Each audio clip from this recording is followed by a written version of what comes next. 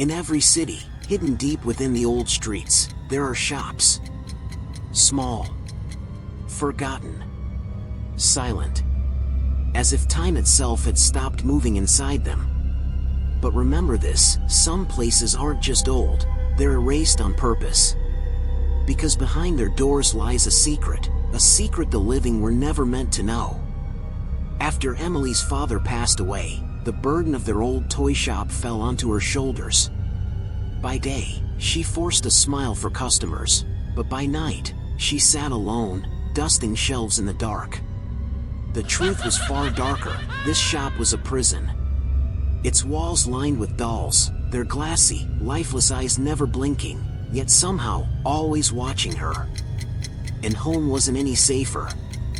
Her mother, silent and broken. Her little brother, Daniel, clinging to toys as if searching for the shadow of his dead father within them. Emily carried it all alone, never realizing that the real horror was only just beginning. That night, a woman appeared, wrapped in a long black coat, her face hidden in the shadows. Her footsteps echoed softly on the wooden floor. In her hand, an old doll. But this one was different. Its lips were cracked, frozen into a broken smile, and its eyes? God help her, its eyes looked alive. From that very moment, Emily's life and her family's fate changed forever. Because this wasn't just any toy, this was the Labubu Doll. And its game had only just begun. At first, everything seemed normal. Emily thought it was just another old toy. But slowly, strange things began to happen. Daniel, who once played with every toy in the shop, now clung only to the Labubu Doll. He would sit with it in his lap for hours, whispering to it in the dead of night, like he was holding secret conversations. And the most terrifying part? Sometimes, a faint laughter echoed from his room. A laughter that didn't sound like his. The first time Emily felt the doll's presence was while closing the shop. She lifted it from one shelf and placed it on another. But the moment she turned her back and looked again, the doll was right where it had been before, sitting perfectly still, staring straight at her. The lights flickered, and in the silence, she heard a faint whisper, "Emily." But the nightmare deepened one night when she went to the kitchen for a glass of water. Out of the corner of her eye, she saw the shadow of a small child move across the doorway, only to vanish into the dark. Heart pounding, she rushed to Daniel's room. He was fast asleep, breathing softly.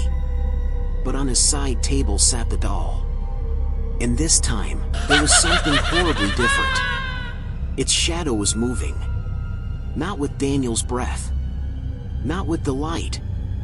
But on its own, swaying gently on the wall. Like it was alive. That's when Emily realized the horrifying truth. This wasn't just a doll. It was something else, something alive. And it was slowly, silently, getting closer to Daniel. Daniel had grown strangely quiet.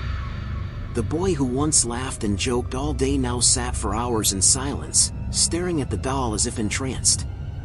At night, faint whispers drifted from his room, whispers that sounded like a secret conversation with someone who wasn't there. One afternoon, Emily caught him scribbling on scraps of paper. The drawings were unsettling, spirals, crooked crosses, and twisted symbols. Things no child his age should even know. Then, one evening as Emily was closing the shop, she froze. Daniel stood in the corner, clutching the doll in his arms. His eyes were blank, empty, but the most terrifying part was his smile. It stretched unnaturally across his face, and when he laughed, the sound wasn't his own. One night, the house was eerily silent. Emily had just poured herself a glass of water from the kitchen and was heading back when she froze. From Daniel's room came a sharp, twisted laughter. Her heart pounded in her chest. She pushed the door open, and the sight before her nearly stopped her breath. Daniel was sitting on the floor.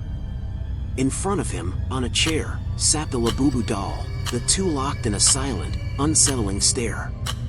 But what sent chills crawling up her spine were Daniel's arms. Deep scratches, like claw marks, ran across his skin, as if something small had gripped him with unnatural force.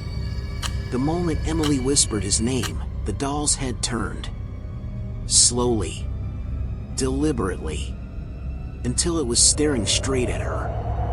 Its cracked smile stretched wider, splitting grotesquely across its face. And then, the lights went out. In the suffocating darkness, only one sound remained. Daniel's scream. The room was swallowed in darkness. Emily froze against the wall, her breath quick and her eyes wide with terror. Daniel's scream still echoed through the air, but then, suddenly, everything went silent. Panicking, she stumbled forward, her hands brushing the floor. Daniel was gone. The only thing left was the Labubu Doll, sitting calmly on the chair, its glassy eyes glowing faintly, its broken smile stretched wider than before. Then, from the corner of the room, came a whisper. Weak. Fragile. Emily. She spun around. It was Daniel. But his face was deathly pale, his eyes half closed, as if something else had taken control of him. His lips moved slowly, but the words that came out weren't his. It was a twisted blend of a child's voice and a woman's. The game has already begun.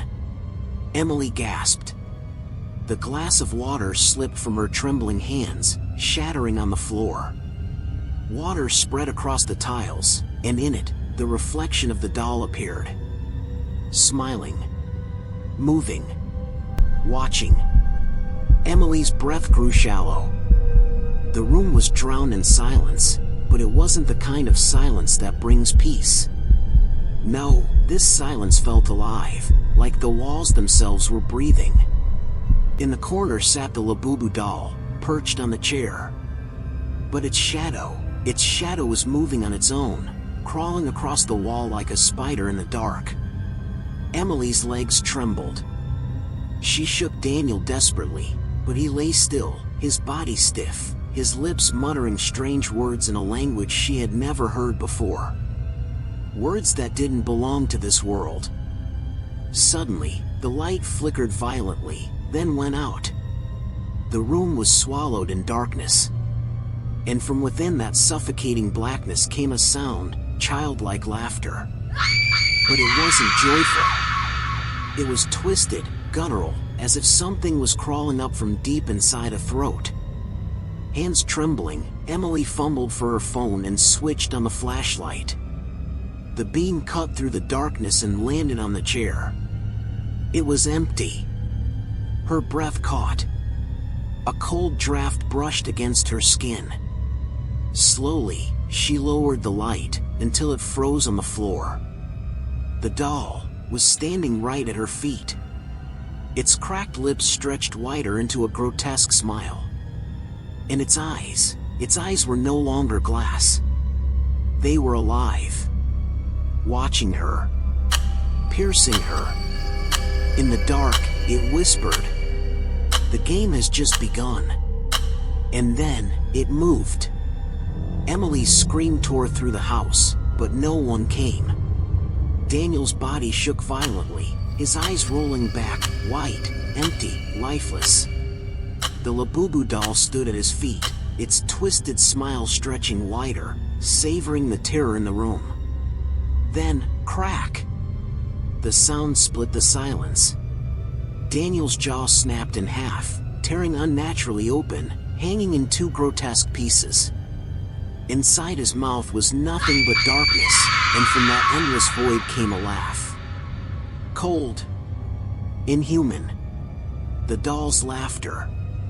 Emily froze, her tears spilling as her heart pounded against her ribs. And in that horrifying moment, the truth struck her. Daniel was gone. His body was no longer his own. It was nothing but a shell for the Labubu Doll. Emily's hands shook as she grabbed the lighter. "That's it. I have to end you," she screamed. She threw the flame at Labubu, but the moment it touched her, Labubu's eyes glowed red, and her sinister smile spread, filling the room with dark energy. In an instant, Labubu stood in front of Emily. Her small, supernatural hands gripped Emily's neck. Emily struggled, screaming, but Labubu's hold was like steel. The lighter fell. In the darkness, only Labubu's eyes glowed. The game never ends. Emily's scream abruptly stopped.